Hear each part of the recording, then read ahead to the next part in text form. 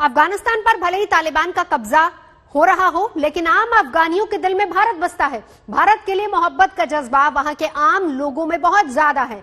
आज तक की टीम तालिबान के कब्जे वाले इलाकों में पहुंची तो अफगानिस्तान के तीसरे सबसे बड़े शहर जलालाबाद में लोगों के मन में हिंदुस्तान ही बसा नजर आया।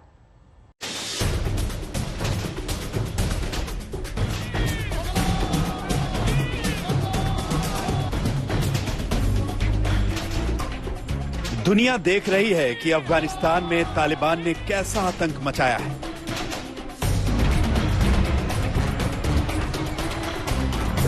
लेकिन उसी अफगानिस्तान में एक अफगानिस्तान और भी है, जहां न तालिबानी गोलियों की तड़तड़ाहट है, न खूनी संघर्ष की दास्तानें।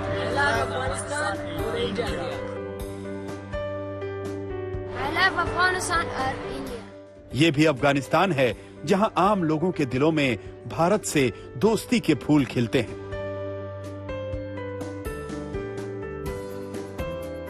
हम इस वक्त जलालाबाद में हैं और जलालाबाद कहीं न कहीं कई मानों में कश्मीर और लद्दाख से मिलता है। पीछे पानी के झरने हैं और उसके बीच नंगे पहाड़।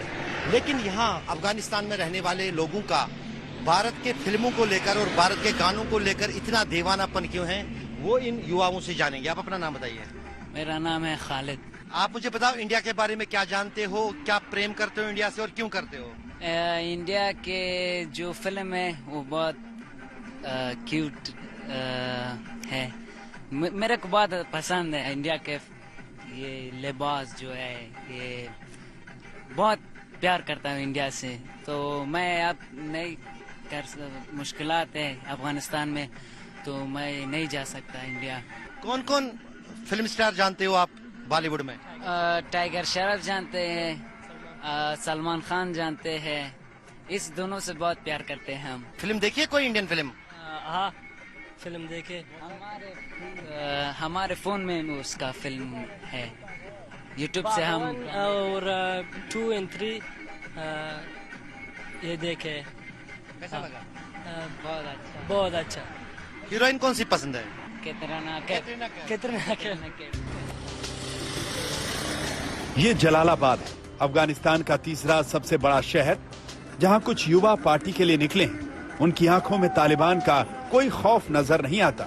नजर आती है तो दीवानगी इंडिया के लिए, इंडिया की फिल्मों के लिए। फिल्में देखते हैं? इंडिया की फिल्में देखते हैं? हाँ जी, देखता है। कौन कौन फिल्म पसंद देखी? गोलबंडर है। वो तो सलमान खान, शाहरुख खान सब देखा है यार। गाने गाने भी देखता है। इंडिया से प्यार कर रहा है, अफगानिस्तान दोस्ती से, अफगानिस्तान का दोस्ती कर रहा है इंडिया से। क्या चीज इंडिया की पसंद है? फिल्म देखते हैं। गाने? गाना ज्यादा। अच्छा। हाँ, सीनी दीवाल से फिल्म बेताब। वो देखा? हाँ। कौन सा गाना उसका याद है? जब हम जवा होंगे जाने जाना। अफगानिस्तान और भारत को दोस्ती के धागे में पिरोने का काम किया है बॉलीवुड ने। भारत अफगानिस्तान के रिश्तों की फिल्म में खान अब्दुल गफ्फार खान की शख्सियत किसी भी करिश्माई हीरो से कम नहीं। न सिर्फ अफगानिस्तान के लिए बल्कि पाकिस्तान और भारत के लिए भी अंग्रेजों के खिलाफ उनकी लड़ाई याद की जाती है।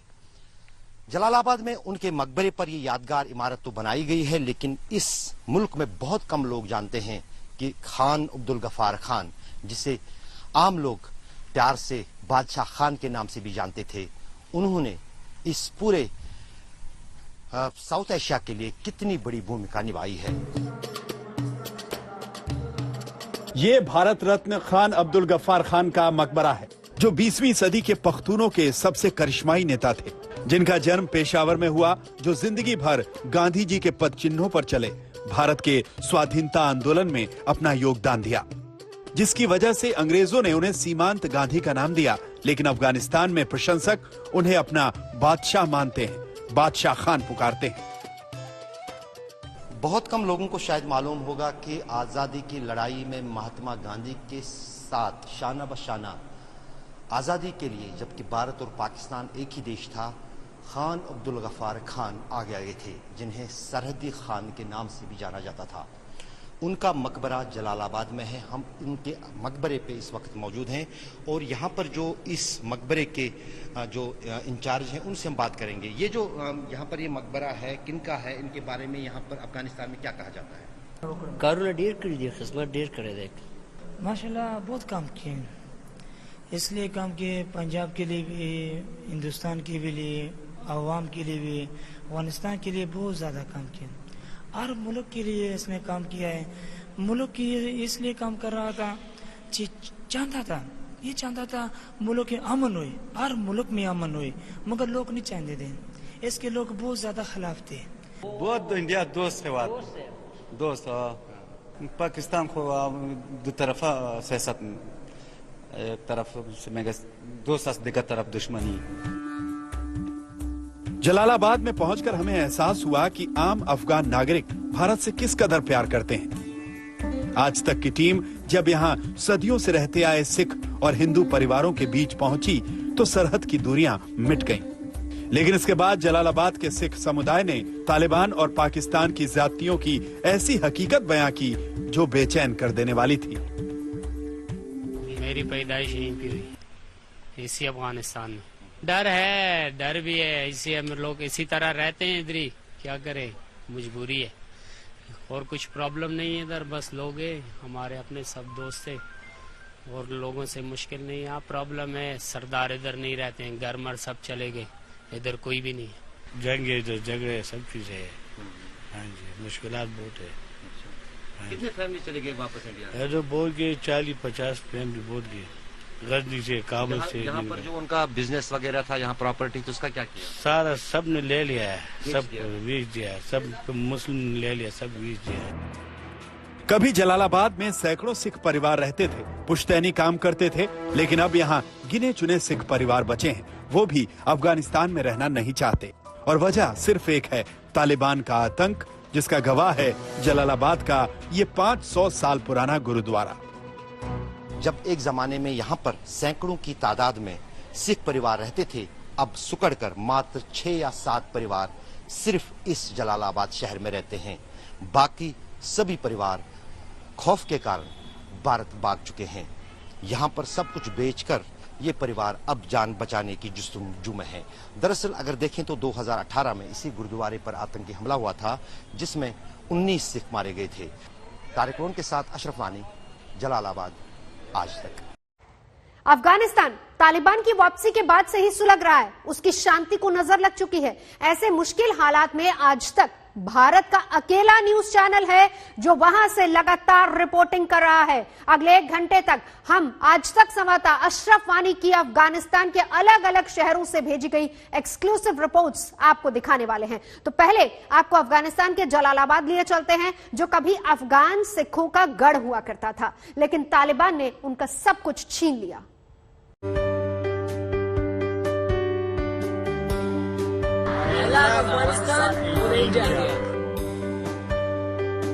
I love Afghanistan and India. जो अफगानिस्तान भारत से प्यार करता है, जो अफगानिस्तान भारत को अपना दोस्त मानता है, उस अफगानिस्तान में सिखों का पवित्र स्थल बंद क्यों है? क्यों जलालाबाद के इस ऐतिहासिक गुरुद्वारे पर ताला लटका हुआ है? अफगानिस्तान से 99% हिंदू और सिख अपनी जन्मभूमि छोड़कर भारत समेत सारी दुनिया में पलायन कर चुके हैं, लेकिन बाकी बचे सिख और हिंदू किस हाल में हैं? इस बारे में पहली बार आज देश जानने वाला है। अफगानिस्तान के जलालाबाद में सिख किस हाल में जी रहे हैं, इससे रूबरू करवाने के लिए आज तक संवाददाता अशरफ वानी अफगानिस्तान के कंधार से जलालाबाद के लिए रवाना हुए। कंधार से जलालाबाद की दूरी करीब 650 किलोमीटर है, जहां पहुंचने में 14 से 15 घंटे लगते हैं। लेकिन मौजूदा हालात में यह सफर किसी चुनौती से कम नहीं है। तमाम दुश्वारियों के बावजूद आज तक संवाददाता अशरफ वानी अफगानिस्तान के तीसरे सबसे बड़े शहर में पहुंचने में कामयाब हो गए। यहाँ पहुंचने पर हमें इस बात का एहसास हुआ कि आम अफगान नागरिक भारत से कितना प्यार करता है। इसीलिए जब अशरफ वानी यहाँ पहुंचे तो यहाँ रहने वाले लोगों ने उनका स्वागत गर्मजोशी से किया।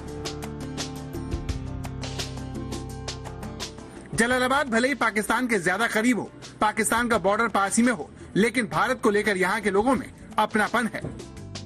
शायद इसकी एक बड़ी वजह सदियों से रहते आए यहाँ सिख और हिंदू परिवार हैं, जो अब ना के बराबर बचे हैं। अशरफ वानी ने जब यहाँ के ऐतिहासिक गुरुद्वारे के बारे में पूछा तो देखिए कैसे जलालाबाद का रहने वाला ही नागरिक हमारी टीम को खुशी खुशी वहाँ पर ले जाने को तैयार हो गया। लेकिन आज तक संवाददाता अशरफ वानी जब उस गुरुद्वारे के पास में पहुंचे तो हमें हैरान करने वाली तस्वीर देखने को मिली। दिन के वक्त में भी यहाँ पर हमें ये ऐतिहासिक गुरुद्वारा बंद मिला। ये देखिए, इसकी सुरक्षा में लगा ये गेट आपको बैंक में लगे लॉकर रूम के गेट की याद दिलाएगा। इस गुरुद्वारे का दूसरा गेट भी देखिए, जिस पर ताला लटका हुआ है।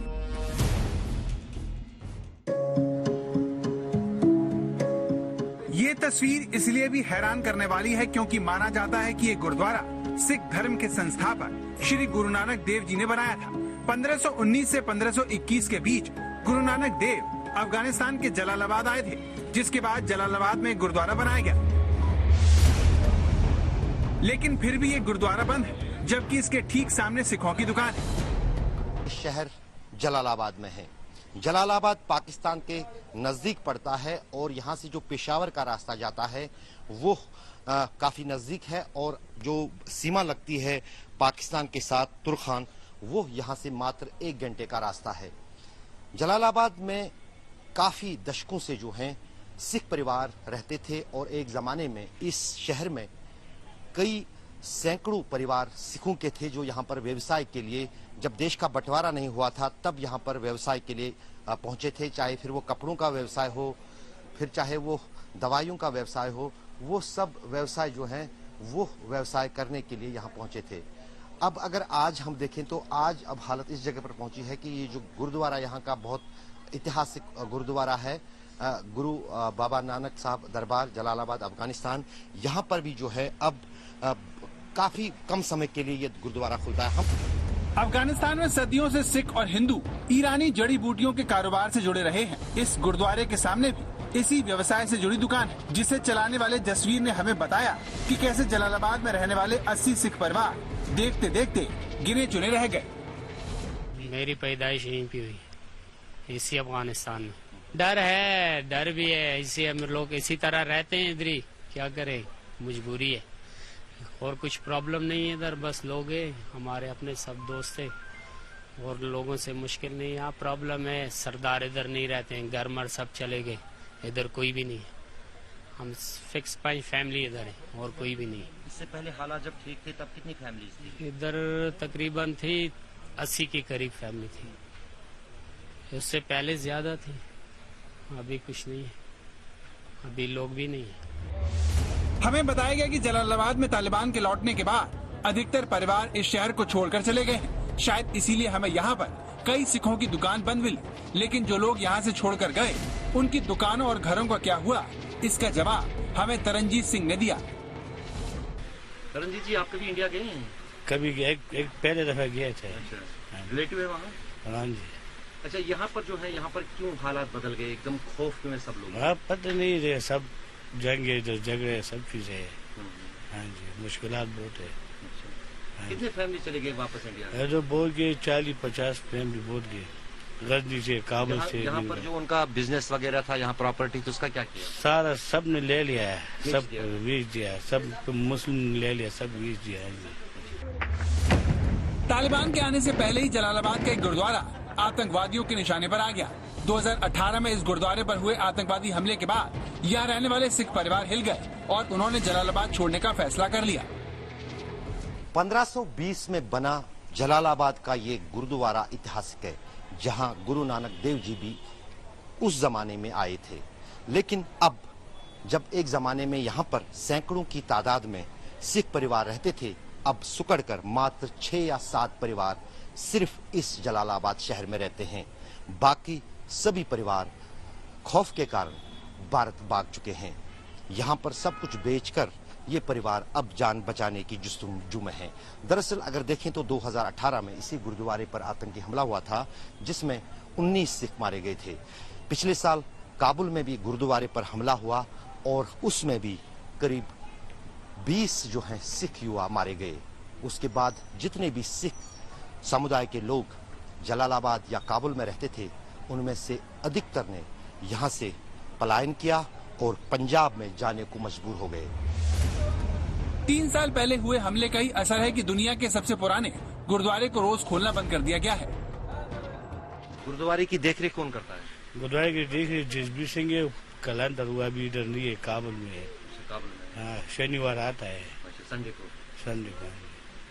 आज ही तो बड़े चौतर रह रहे हैं, जो अफगानिस्तान बड़े ऐसी रह रहे हैं, कदीम तो रह रहे हैं, साढ़े कितनी पुश्ती इधर रह रहे हैं। और बाकी जो है आज बहुत फैमिली है, चले गए सब। चले क्यों गए? एक हालात ठीक नहीं थी। हालात तालिबान तो रकम लोग, हर किस्म लोग हैं ना, उसमें अच्छे लोग भी हैं, खराब भी हैं, उस डर के लोग चले गए। इतने ऐसी 2018 में जलालाबाद में हादसा हुआ थी और काबुल एक साल पहले काबुल से आया हादसा हुआ थी, उसके लोग डर के चले गए। यहाँ पर पूजा पाठ वगैरह होता है? हाँ जी, आप सब कुछ होता है, सुबह और शाम। आजकल हालात ठीक नहीं है, वो मिलिट्री हुकूमत के बंदे इतने हिफाजत कर रहे हैं। जलालाबाद में 7 सिख परिवार बचे हैं जो निजी कारणों से वहाँ पर फंसे हुए हैं। अधिकतर लोगों के पास भारत आने के पैसे नहीं हैं, तो बाकी अपने कारोबार को छोड़कर नहीं आना चाहते और खौफ के साए में जीने को मजबूर हैं। अशरफ वानी, जलालाबाद, आज तक। तालिबान हिंदुओं और सिखों से कितनी नफरत करता है, उसके दिल में भारत के लिए कितना जहर है, इस बात का सबूत दानिश सिद्दीकी की मौत से पता चलता है। तालिबान ने पहले भारतीय पत्रकार की मौत पर घड़ियाली आंसू बहाए, लेकिन अशरफ वानी ने कांधार में जब अफगानिस्तान की सेना के कमांडर से बात की तो पता चला कि तालिबान ने दानिश के साथ कितनी क्रूरता की थी।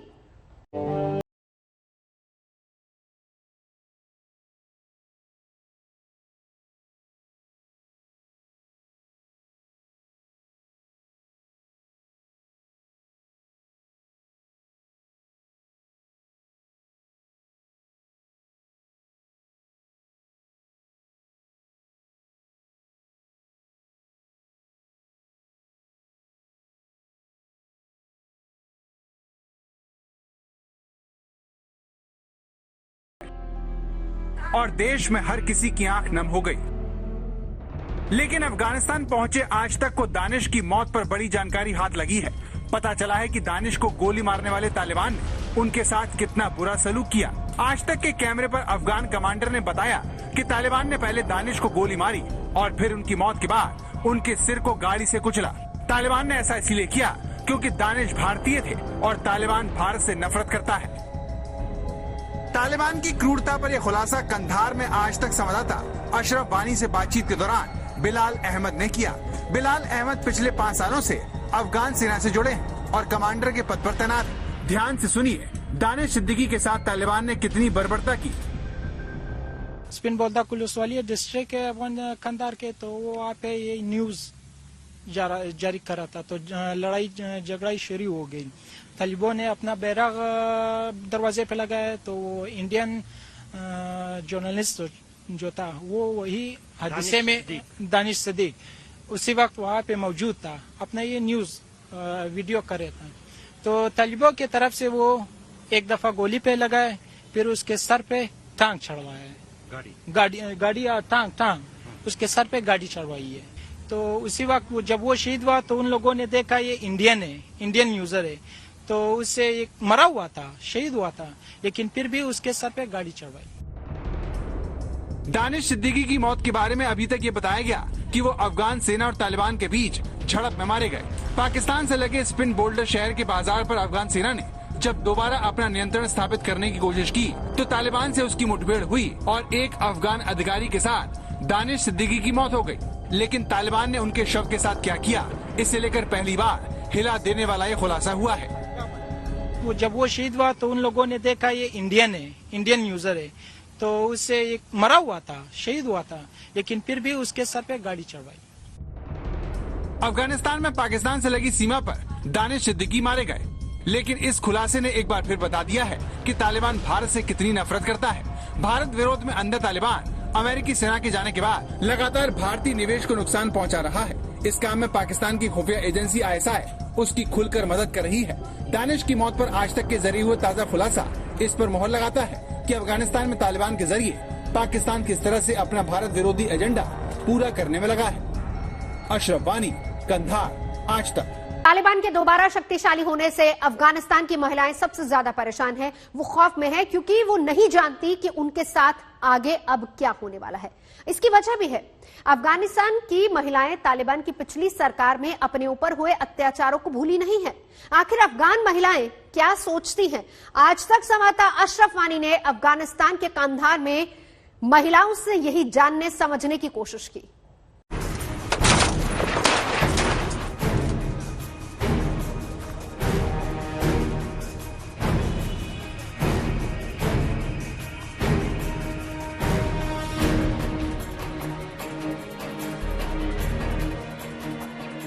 हम फौजी एक जगह पर एक मिनट नहीं खड़े होने नहीं देंगे क्योंकि हम टारगेट बन जाते हैं।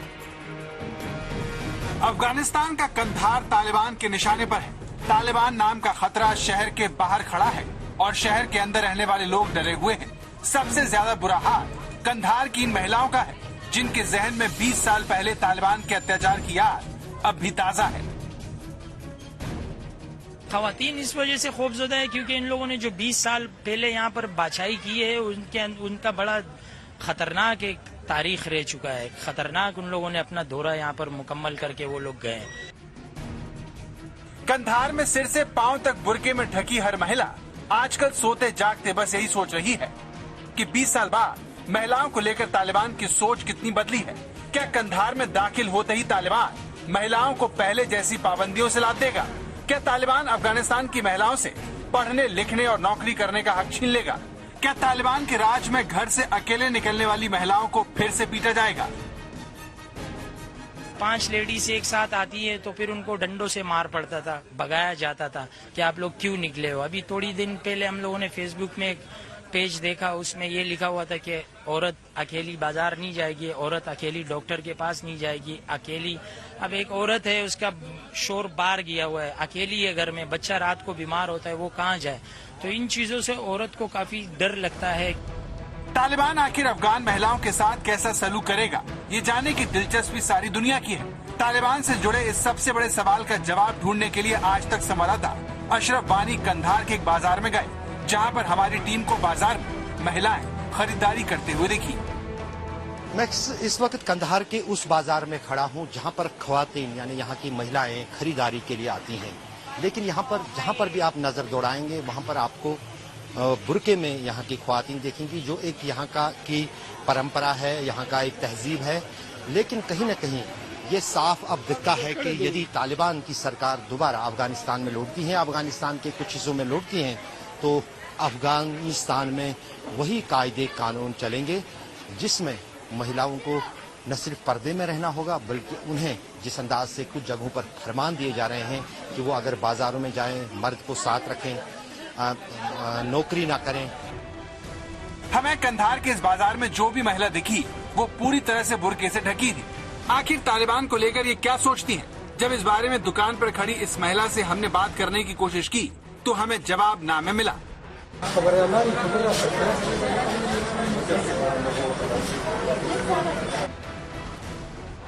कंधार और काबुल फिलहाल तालिबान के चंगुल से बाहर है, इसीलिए यहाँ बाजारों में महिलाओं को इस तरह से अकेले घूमने फिरने की छूट है।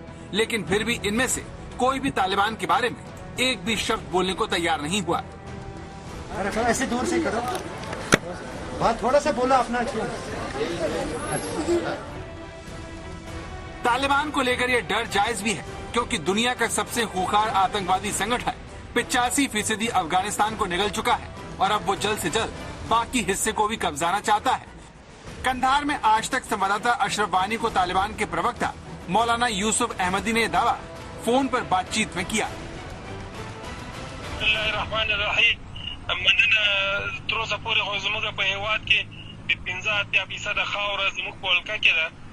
कारी साहब बोल रहे हैं कि इस दिनों में 85% एरिया जो है ना हमारे हाथ में और 195 डिस्ट्रिक्ट भी हमारे कब्जे में। लोग हमसे बहुत ज्यादा खुश हैं। सुना आपने, तालिबान के हौसले बुलंद हैं और वो पाकिस्तान की मदद से कभी पूरे अफगानिस्तान को अपनी गिरफ्त में लेने को बेकरार है। अगर ऐसा हुआ तो फिर अफगानिस्तान की महिलाओं का क्या होगा? क्या तालिबान उन्हें फिर से पाबंदियों की बेड़ी पहना देगा या फिर इस बार ऐसा कुछ नहीं होगा? इन सवालों पर तालिबान का जवाब सुनिए।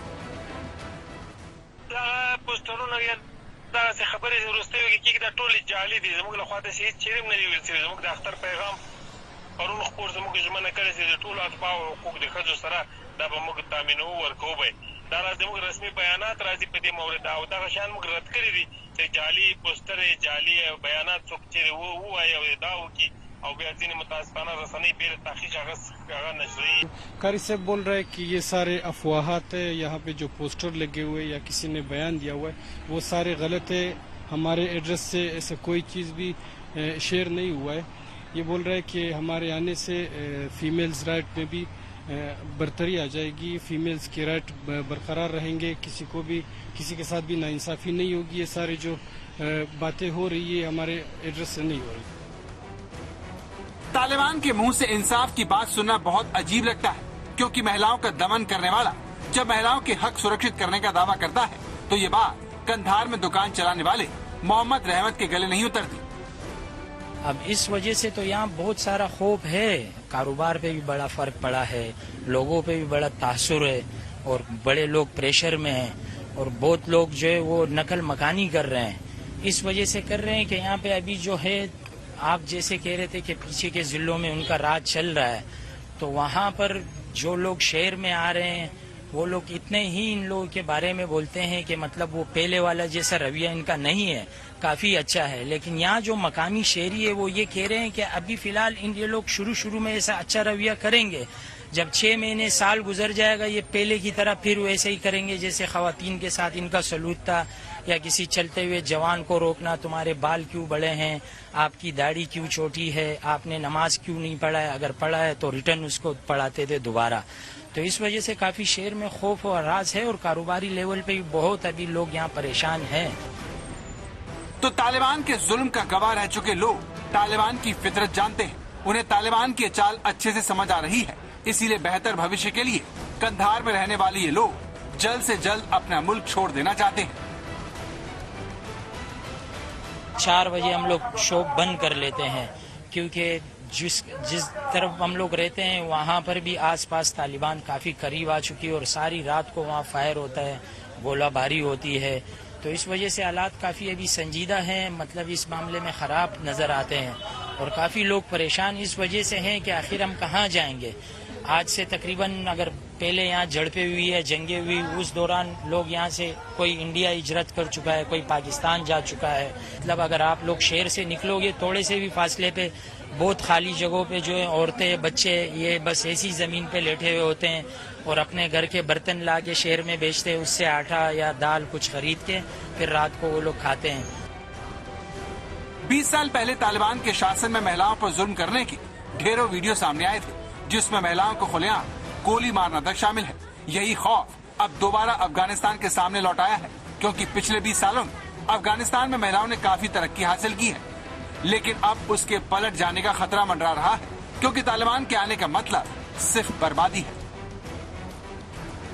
दुनिया का कोई भी शहर क्यों न हो, वहाँ की कोई पहचान होती है। हम इस वक्त कंधार में खड़े हैं, मेरे पीछे जो ये कंधार स्क्वायर है, ये चौक यहाँ इस शहर की निशानी है।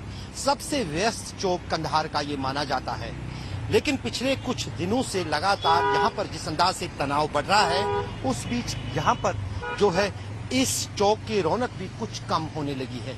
लेकिन जंग के बावजूद फिर भी आम जनजीवन चलता रहता है, वो इंसानियत का दस्तूर है। कुछ भी हालात हो, लोग अपने पेट के लिए, अपने 2 वक्त की रोटी के लिए और अपने 2 पैसे कमाने के लिए हर हाल में निकलते ही हैं।